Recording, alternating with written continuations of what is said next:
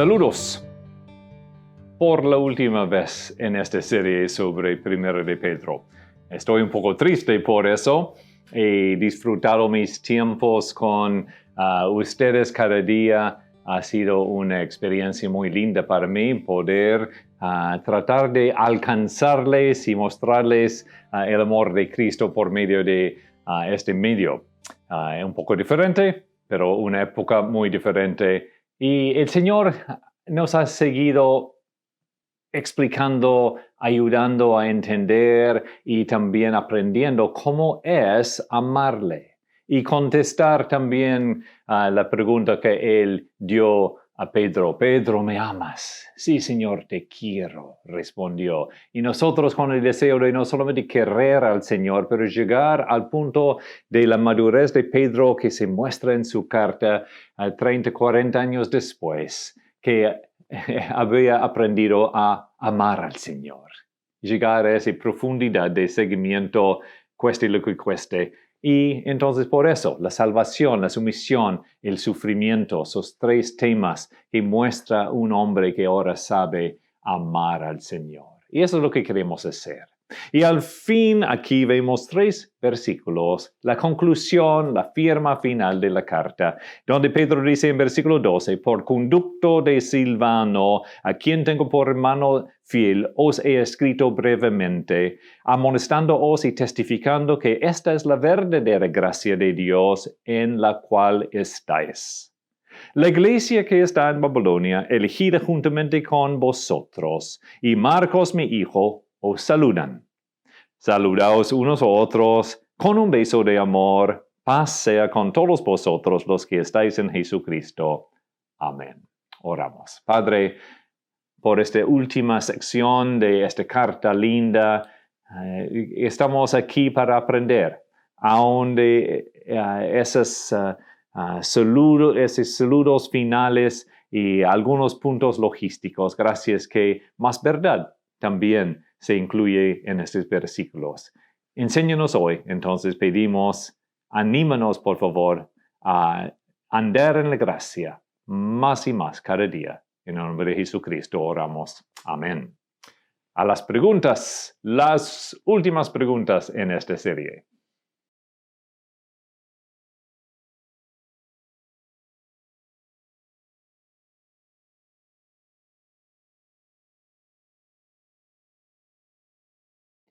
Llegamos a los saludos finales. Nunca es fácil decir nos vemos, hasta luego, o adiós, o una separación de más largo tiempo. Nunca voy a olvidar el día llegando al aeropuerto de El Dorado en la ciudad de Bogotá, después de 16 años, los mejores en un sentido de nuestras vidas como familia allí, y por fin tuvimos que salir para regresar a tomar otro ministerio aquí en los Estados Unidos, diciendo hasta luego, diciendo chao, diciendo nos vemos. Wow. Gloria a Dios que nos hemos visto muchos y hemos podido regresar 1 o 2 veces al año. Pero Pedro aquí está diciendo chao a sus lectores y a nosotros. Y entonces él dice, yo tenía un secretario para ayudarme, se llama Silvano, o su hermano fiel, y eso es el Silas, que se encuentra muchas veces en el libro de Hechos especialmente.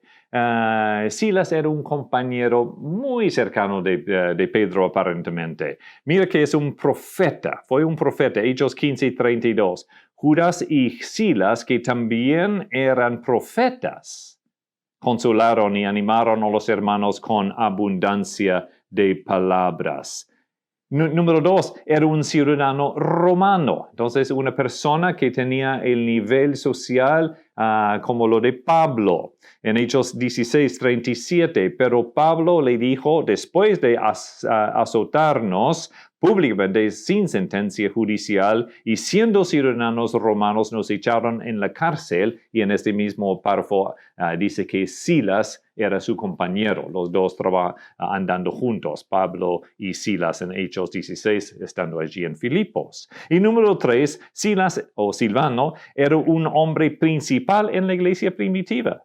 Después del concilio de Jerusalén en Hechos 15, cuando hacían esas decisiones muy importantes para la iglesia inicial, Silas o Silvano era uno de los 4 enviados por la iglesia en Jerusalén a Antioquía, donde la nueva sede para la iglesia moderna, la iglesia que necesitaba una nueva sede porque Jerusalén iba a ser ya atacada y por César Tito en el año 70 y todos dispersados. Y entonces allí en Hechos 15:22 menciona a Silas como uno de los 4 que llevaron la carta y las conclusiones del concilio. Entonces es un hombre importante.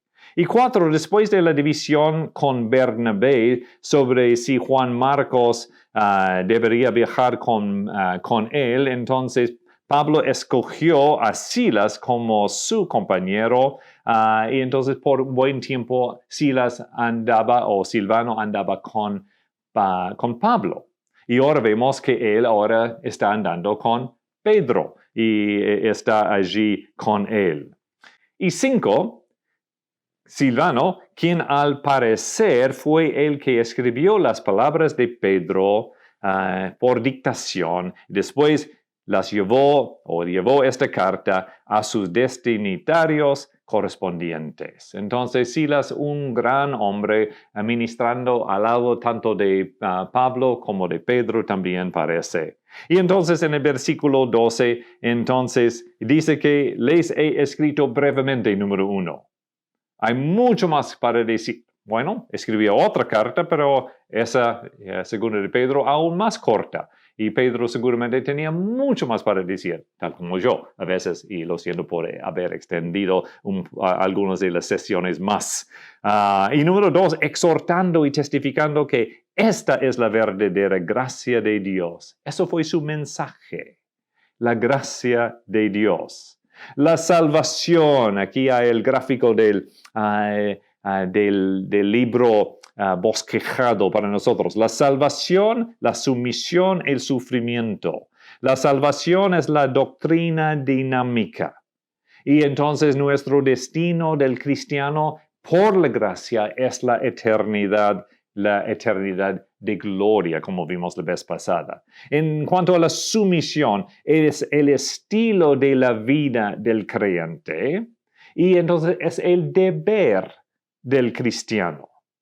Y bajo el sufrimiento es el cincel que da forma al alma y eso es la disciplina del creyente, del cristiano en la actualidad, exhortando y testificando que esta es la verdadera gracia.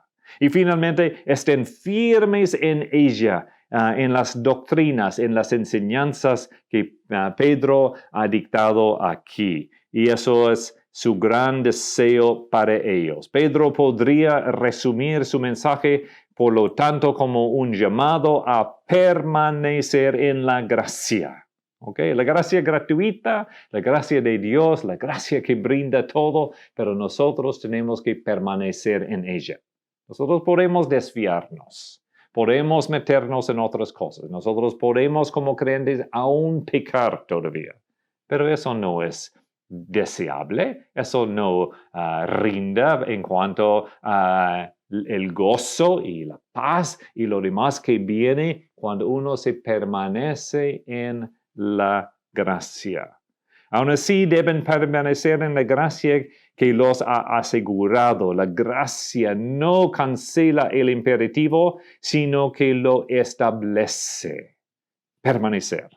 Y en versículo 13, la iglesia que está en Babilonia. Eso se refiere a una iglesia en Roma. Algunos, como mi papá, si lee su comentario, piensa que es la ciudad literal de Babilonia y tiene mucho que ver con algo importante allí en la Biblia.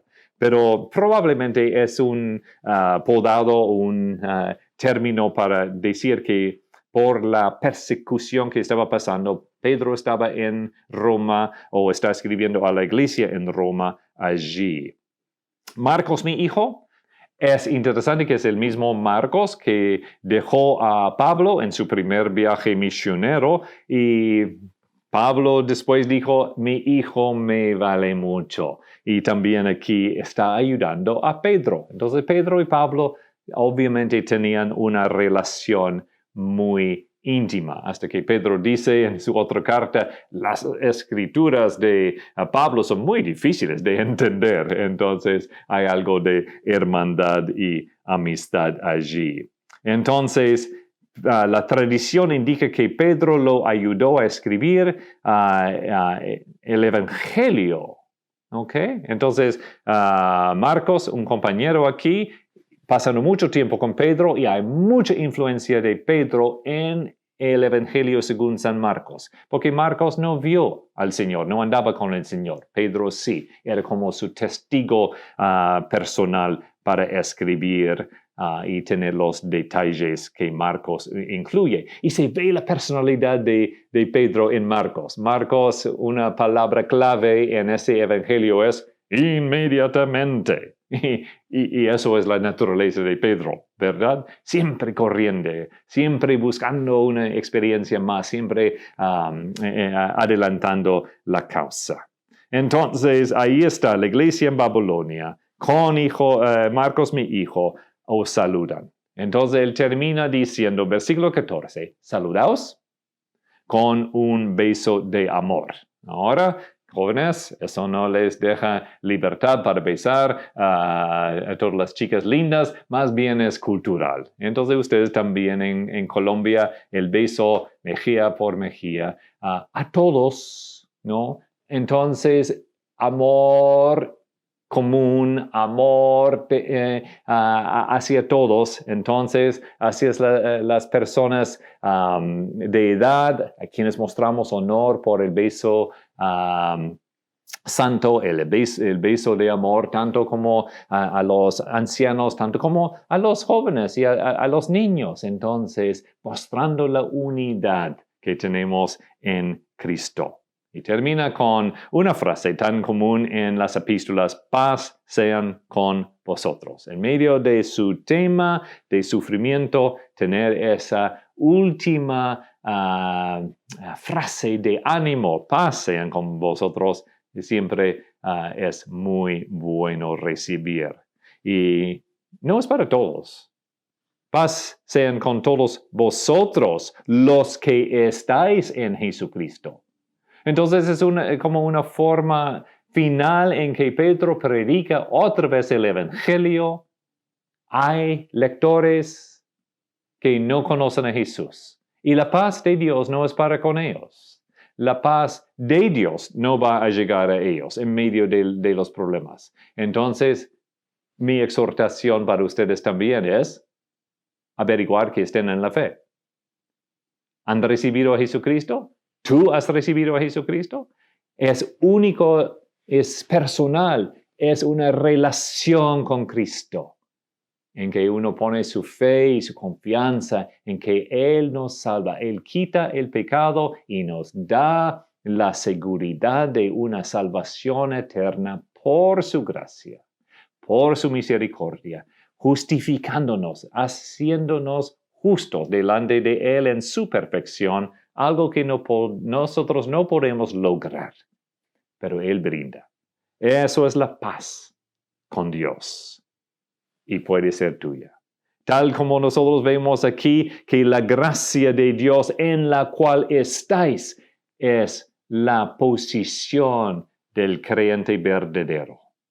Y siendo creyentes en Jesucristo, entonces experimentamos la gracia, experimentamos la paz y eso nos anima y nos motiva entonces a mostrar gracia y también vivir en paz para con los demás, porque estamos en relación íntima con nuestro Señor Jesucristo. Que estas cortas ideas y enseñanzas y indagaciones a la mente de Pedro y por él a la mente de Jesucristo, que nos haya ayudado un poco a ser serios en cuanto a nuestro caminar, a nuestra vida de disciplina, de discipulado, de servir a nuestro Cristo. A Él sea la gloria. por todos los siglos, hasta que venga y para la eternidad. Amén. Gracias. Unas preguntas más para aplicar estas ideas a tu vida personal y en familia. Y entonces, por última vez, ok, sí, Señor, te amo, dice Pedro. Entonces, apacentad mis ovejas. A trabajar, a vivir, a aplicar las cosas a la vida para el bien y para la gloria de Cristo.